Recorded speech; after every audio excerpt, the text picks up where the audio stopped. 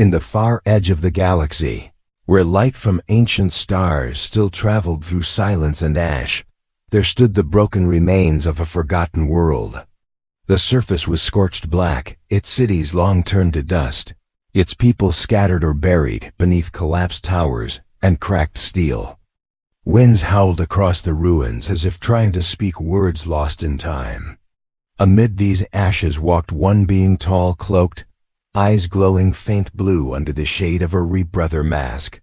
His name was Elon, a historian of the outer species known for seeking truth from broken places. He had spent a lifetime walking through old worlds and dead empires, but this place was different. This place had once belonged to humans. The ruins whispered stories through their silence, not with voices but with the way debris still lay untouched. As if something had ended everything in a single moment. Elon stepped carefully, scanning the air with his drone, which floated just behind his shoulder, taking notes and capturing echoes of heat and radiation. In a half-buried chamber beneath the cracked earth, he found what he had been searching for. It was an old wall, reinforced with human alloys, half-melted but still holding together. On its surface was a message scorched deep into the metal, not written in the language of the stars, but in human script. Simple and clear. It said, "We remember. We protect our own, always." Elon stood there, quiet, as the meaning settled inside him like cold stone. He had heard this phrase before, not in libraries or political scrolls, but in old stories passed between smugglers, veterans, and wanderers who had seen too much. It was always spoken in hushed tones. It was a warning disguised as a promise. Some called it the human vow.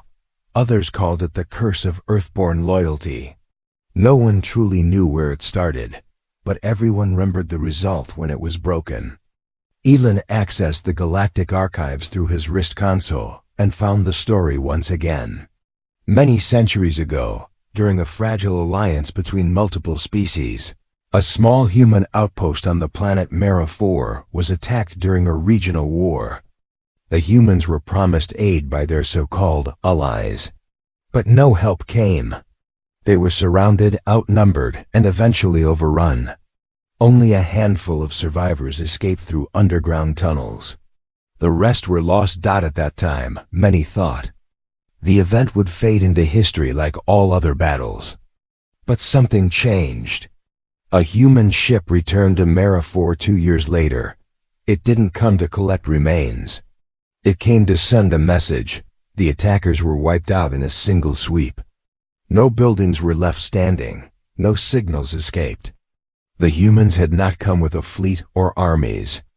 They had come with silent crafts, advanced weapons, and precise strategy. And before they left, they carved a sentence into the ground that could be seen from orbit. The same sentence Elon now stood before. The galaxy had been watching. It understood. Then that something inside the human spirit had hardened. It wasn't revenge they sought, it was balance. A signal that no betrayal would ever be forgotten. From that day on, stories spread of human responses to any threat against their kind. Whole sectors were avoided because someone had crossed a human. Deals were signed carefully, always double-checked when Earth was involved. And behind every warning was that phrase, cold, firm, and final. We remember. We protect our own. Always. Elon moved deeper into the ruins, past the wall and into what looked like a control room. Screens were shattered, wires hung like vines, and the scent of dust was thick. He reached down and picked up a piece of glass. Etched into its edge was a name, a simple one, human-made but worn away by time. Whoever this person was, they had died with their people. No medals, no rescue, just silence. But their death had lit a fire that spread across systems and centuries. As Elon stood alone in that room, he realized the truth was not hidden in data or military reports. The truth lived in fear, in caution, in the quiet respect that the galaxy had come to show toward a species that once called itself fragile. The humans had learned the hard way that no one would protect them unless they protected themselves. And once they made that decision, they never looked back. The most powerful thing about their vow was not their technology or their warships. It was that they meant it. Every human, from soldier to scientist, carried that promise like armor under their skin. No command was needed. No council had to approve. If harm came to one of them, the others would rise no matter the distance, no matter the cost. That was the part most outsiders never understood. It wasn't about war. It was about a kind of unity so deep it frightened even the boldest conquerors. Humanity would go quiet for decades, living in peace, building, helping, watching. But if one of their own called for help, the silence would break and the stars would burn. Elin left the ruins without taking anything. Some places did not need to be disturbed. Some messages were clear enough to echo without words. As his ship rose above the surface of the dead world, he looked back one last time. The wall stood firm, untouched by centuries of storms. The words were still there. And deep in his heart, Elin knew the legends were true. This was not just a story. It was a warning. The vow was real. And the galaxy would never forget it.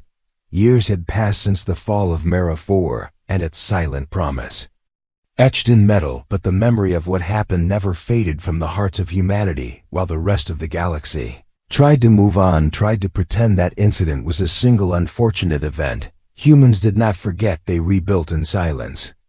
Trained in silence, expanded in silence, and every time one of their people told the story of Mera 4, the vow passed on stronger than before, not through official doctrine, not through government declaration, but through instinct and memory and blood. In the halls of the Earth Defense Assembly, the leadership spoke little of vengeance. They used words like security and readiness, but beneath every plan was a pulse of shared understanding that if the universe ever dared to abandon them again, the answer would be swift and final. This was not anger. It was design, a calculated preparation for a moment they knew would one day return. It came unexpectedly on the quiet colony of Lintra 7, a human world near the edge of a contested border. The colony was peaceful, filled with farmers, engineers, scientists, and children. They had signed treaties with the local powers, offered assistance during planetary droughts, shared food and medical technology. But none of that mattered when the border conflict between two alien factions flared up once more, and Lintra 7 was caught in the middle. A fleet from one of the factions landed without warning, claiming temporary control of the human settlement. To prevent it from being used by their rivals, the humans resisted. Not with weapons, but with protest. They reminded the invaders of the accords signed with the Galactic Council. They begged for their safety to be respected. They sent messages for help, not just to Earth, but to nearby allies who had promised defense. In times of war, no one came. The other species who had signed those treaties sent apologies. Later, messages filled with sorrow and regret. They said their hands were tied, their fleets occupied, their councils deadlocked, but the damage was done by the time the invaders withdrew. The colony was broken. The people scattered, many dead, the survivors evacuated weeks later by a civilian ship that arrived too late to make a difference. But as they left, the survivors carried one thing with them, the vow. They returned to Earth and spoke only once at a memorial, held not in public view, but behind closed doors, and as the names of the dead were read, a general in uniform rose from his seat and walked away. He said nothing, but hours later, the Earth Defense Assembly called an emergency meeting, and from that moment, a plan that had never been spoken aloud finally moved into action. 7 months later, a fleet unlike anything the galaxy had seen emerged from slipspace near the capital world of the faction responsible for the Lintra attack. It was not a massive invasion force. It was not built for war. It was built for a single purpose: precision. Every ship carried detailed records. Every soldier had specific targets. Not civilian structures, not markets or homes, but command centers, weapons depots, military officers, politicians who had ordered the incursion and ignored the human pleas. The operation lasted 3 hours. It was silent, fast, and terrifyingly efficient. Not a single human was killed, not a single shot was wasted. When it was over, the humans left behind a single signal on every frequency translated into every known language. It said, harm one, face all. The galaxy was stunned. No warnings had been issued, no negotiations had been attempted. The humans had spoken through action, and in doing so reminded the stars of the vow. The legends had become real again, and for some it was a cause of fear, but for others it became a reason for respect, because the humans had not struck blindly. They had not taken revenge on innocents. They had done what no other species could do. They had responded with perfect clarity and zero hesitation. From that moment forward, every alliance meeting, every treaty negotiation, every diplomatic exchange involving humans carried a new weight. Old empires began rewriting their strategies, not to conquer, but to avoid conflict with Earth. Military academies across the galaxy added new lessons on human history, focusing not on their technology, but on their psychology, on the unbreakable pattern of response they displayed when threatened. Even pirate groups and mercenaries began circulating warnings among themselves. Avoid human colonies at all costs. Do not take their prisoners. Do not test their silence. It became known that if a human was harmed, especially without reason, the response would come. Whether it took days, months, or years, it would arrive, and it would not stop until the balance was restored. On a distant moon years later, a former officer of the faction that attacked Lintra 7 sat in exile. He watched old recordings of the strike, the faces of human soldiers moving with purpose, speaking to no one, showing no emotion, only duty. He whispered to himself that he had made a mistake long ago when he believed that humans could be intimidated or ignored. They are not like us, he said softly. They do not forget. And across the stars and forgotten corners of space, children of alien worlds began to hear new stories, not of monsters or ancient beasts, but of humans who once swore a vow so deep that even time could not erase it. The stories were told not to frighten but to warn, because legends were no longer just myths. They had become history, written not in books, but in ashes and silence and steel. And somewhere far from it all, a lone satellite passed over a quiet human world, still growing, still building, still watching, and deep in its core it carried the old signal broadcasted long ago by the survivors of Mera 4. A message buried in history, but never deleted. We remember, we protect our own always. And the stars continued to turn, knowing that promise still lived. The galaxy moved forward with cautious steps after the strike carried out by the human fleet in response to the Lintra 7 tragedy. The stars seemed quieter, the whispers slower, the meetings between interstellar councils colder. The memory of what humanity had done to those who wronged their own still echoed across systems, and for many it had become a lesson carved not in stone, but in the minds of every ambassador, soldier, and leader who valued the survival of their worlds. And yet in the far reaches of space there still lived arrogance in shadows.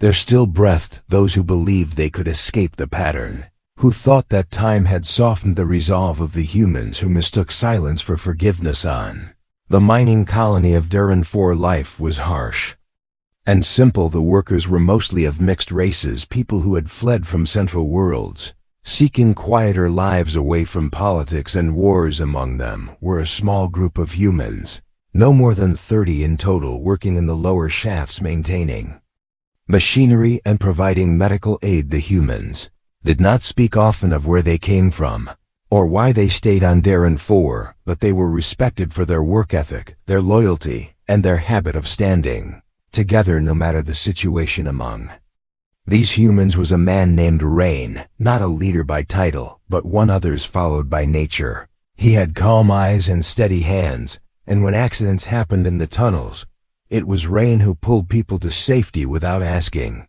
where they were from or what they believed in. Many aliens respected him quietly, and even the governor of the colony once said that if every species had workers like the humans, there would be no need for security forces. But peace was not to last, because on a quiet night, as the twin moons of Duran 4 cast pale light across the metal roofs of the colony, Ships arrived dark, unmarked, fast and brutal. They were pirates, not organized, not official, just desperate and cruel. They overran the small defenses in hours. Demanding fuel, food, and labor, they saw the colony as weak and disconnected from the central powers, and they believed no one would care what happened in this forgotten corner of the stars. When the pirates separated the humans from the rest, Rain stood in front of the group and refused to move. He said they were workers, nothing more. They had no value to them. But the leader of the pirates, a scarred veteran with hate in his eyes, saw something else. He saw the fear in the eyes of those who stood behind Rain, and he saw the courage in Rain's silence, and he knew this man would not obey, so he shot him right there in front of all who watched. The colony froze for a moment, not just in fear but in shock, because in that single moment a line had been crossed that could not be undone, and among the miners someone triggered the emergency beacon. It was old and slow and rarely used, but it still worked, and it sent a message, not to the council, not to the governor, not even to Earth, but to a network hidden deep within the systems, a signal that needed no explanation, only a name and a location. Reign of Darren 4 status, killed, unauthorized attack. Nothing more was needed. Weeks passed and the pirates remained, believing their threats were enough to keep order. They controlled the colony, forced labor, stole supplies, and made jokes about the humans, who now worked in silence. But beneath that silence there was a growing weight, a tension in the air, like the quiet before a storm. And then, one night, with no warning, a ship appeared, not large, not flashing lights or weapons, just a small human craft landing at the edge of the settlement. From it stepped 12 figures, no armor, no banners, no speech. They moved through the colony like shadows, and one by one they located the pirates, without sound, without alarm. And by dawn every pirate who had taken part in the attack was gone, not killed in open fire, not dragged through the streets, just removed, like disease, cut out with surgical precision. And the colony awoke to find them vanished. No blood, no damage, only a message burned into the wall near the central square. Was one of ours. The message needed no name, because everyone knew who it meant, and everyone knew who had come, and everyone understood what had just happened. The humans of the colony gathered that evening, not to mourn, but to stand in silence. Not out of fear, but out of something deeper, something stronger than revenge. It was respect, it was unity, it was the vow made real. Again, in the most quiet and terrifying way. And the governor, who arrived days later, said nothing when he read the message, only bowed his head and returned to his ship with the report, written in a single sentence. Justice was served across the galaxy. The news spread again, this time not through official channels, but through stories told in cantinas, whispered on cargo ships, exchanged in code between mercenaries and smugglers and soldiers. Alike, it was the third time in one generation that the vow had been triggered and honored, and now even those who once doubted its truth began to believe that humans were not acting from law or strategy, but from something deeper, something ancient, something unbreakable. In a meeting room on the planet of Cyros, the leaders of several species gathered to discuss new defense pacts, trade routes, and diplomatic alliances, and as they reviewed possible partners, the question was asked whether to include Earth in the talks, and the silence followed, not of dislike, but of caution. Because including Earth meant honoring their code. It meant never allowing harm to come to a single human on their watch. It meant holding themselves to a standard they were no longer sure they could keep. And in that silence, the legend grew, because the galaxy now knew that humanity did not bluff, humanity did not forget, humanity did not forgive what threatened its own. They responded, and they always would. The galaxy had grown careful where humans were concerned. Their silence had become a symbol of strength. Their words carried weight far beyond treaties or declarations. The phrase, "he was one of ours," had spread across systems, like a ghost story told around dim lights by those who had seen enough to know it was not just legend, it was law. And yet among the younger empires rising fast with power and pride, there were those who believed the humans had grown too careful, too distant, too soft. They saw no fleets, no wars, no fire, and mistook this for weakness. And not for patience on the bright world of Varela, known for its crystalline cities and peaceful skies. A celebration was taking place. It marked the unity of three species who had shared trade and peace for nearly a century. Among them was a human envoy, a retired soldier named Dallin, who had chosen to live out his remaining years on Varela, helping rebuild after old skirmishes had left parts of the land damaged. He was respected by many, seen often in the city center, teaching children how to use ancient tools, sharing stories not of war but of rebuilding and healing.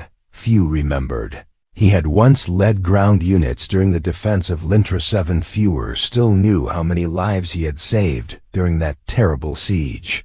Yet those who did remember treated him with quiet respect and never questioned why Earth had allowed him to stay so far from home.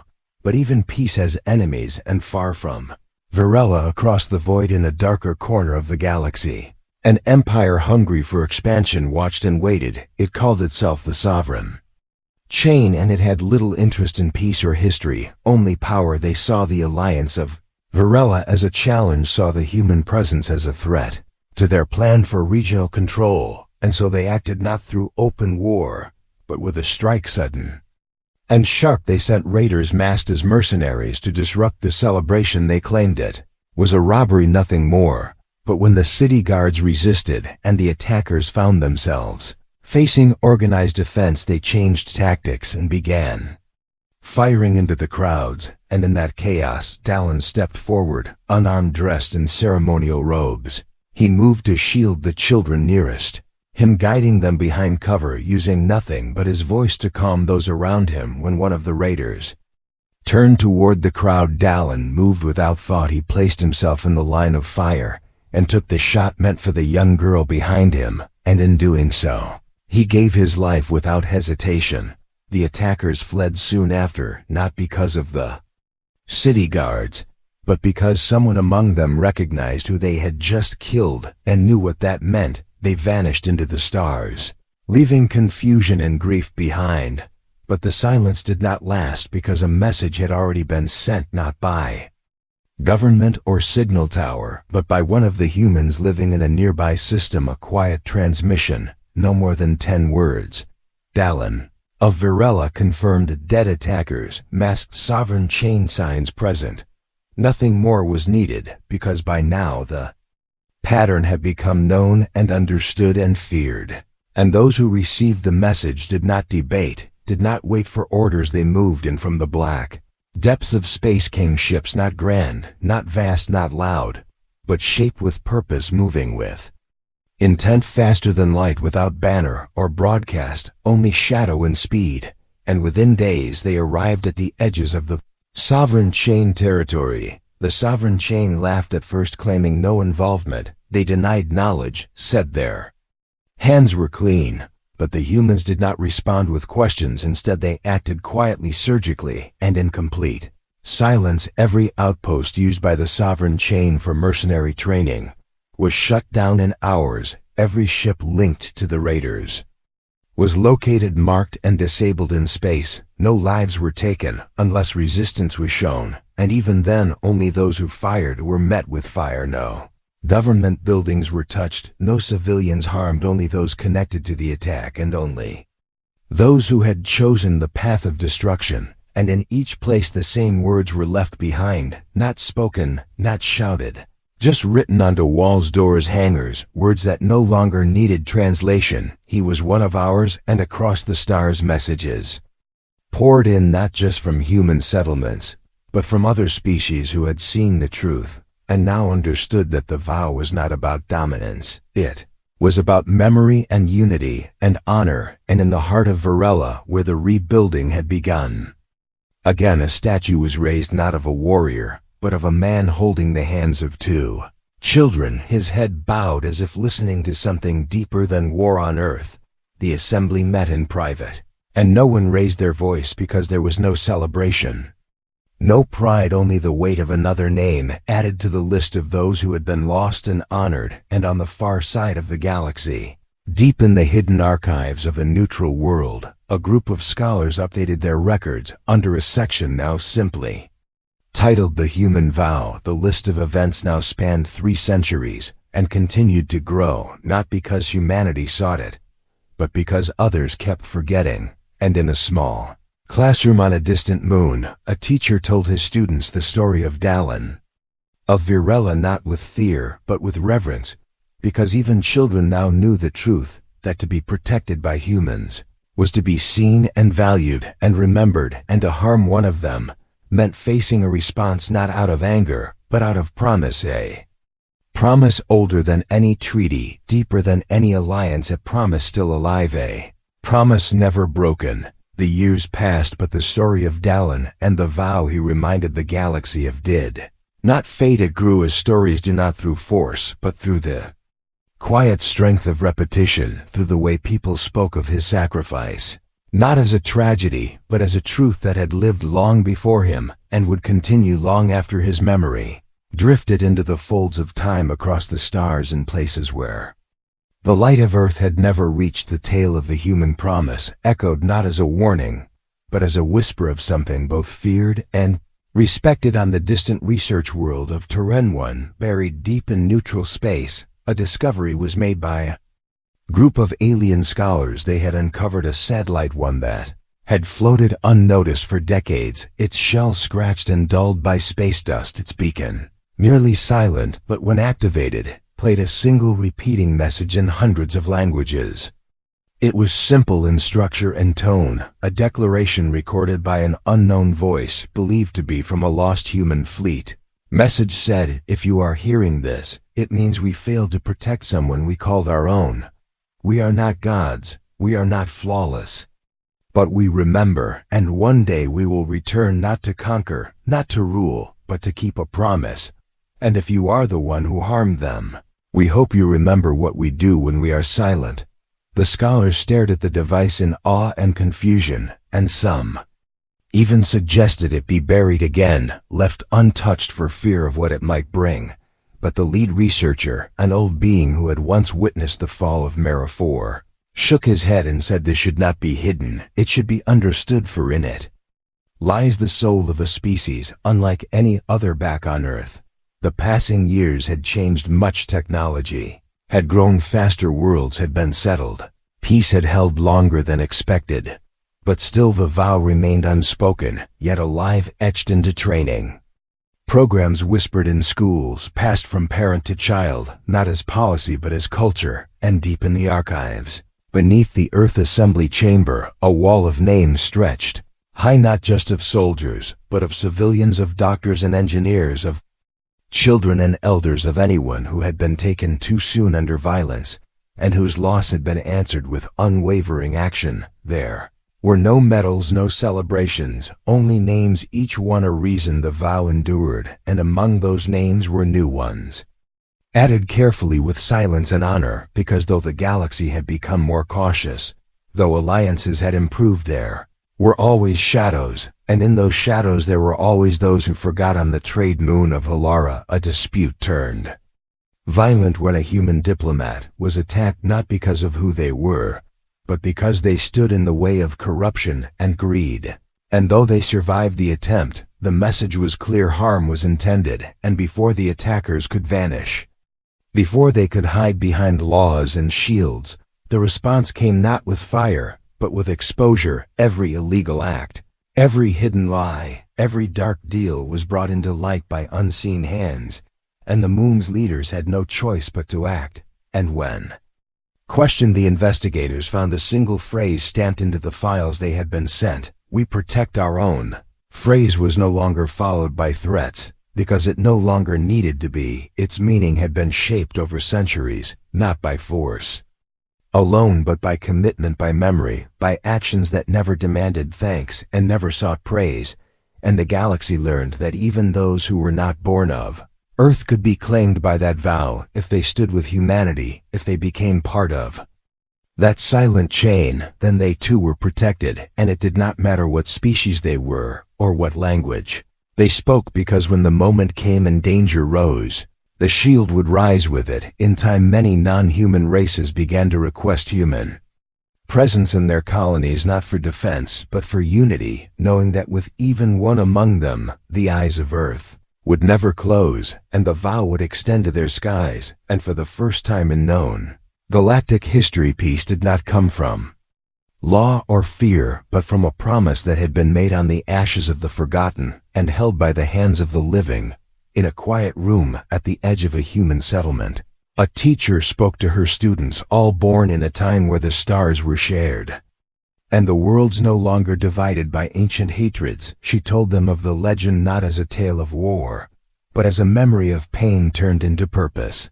She spoke of the colony that was left to burn, and the survivors who swore they would never forget. She spoke of Rain, who stood in front of his people with nothing but his courage, of Dallin, who gave his last breath so a child could live, and of all those whose names lined the wall beneath Earth. But most of all she spoke of the promise itself. A vow not carved in stone, but in the hearts of those who understood that silence was not weakness, that unity was not conquest, and that loyalty, when held without pride, became the strongest force in the galaxy. And when the lesson ended, a young voice asked softly, "Will the vow ever end?" The teacher smiled gently and looked out the window at the stars still shining beyond the clouds, and said, "Only when no one is left to remember." And far beyond that small world, drifting in the quiet lanes between galaxies, the old satellite still floated, still sending its message, still waiting not for answers but for understanding, because in its signal was the voice of a people who had once stood alone and chose never to let it happen again, and those who heard it would never forget. Vow was not legend, the vow was truth, the vow was forever, the end.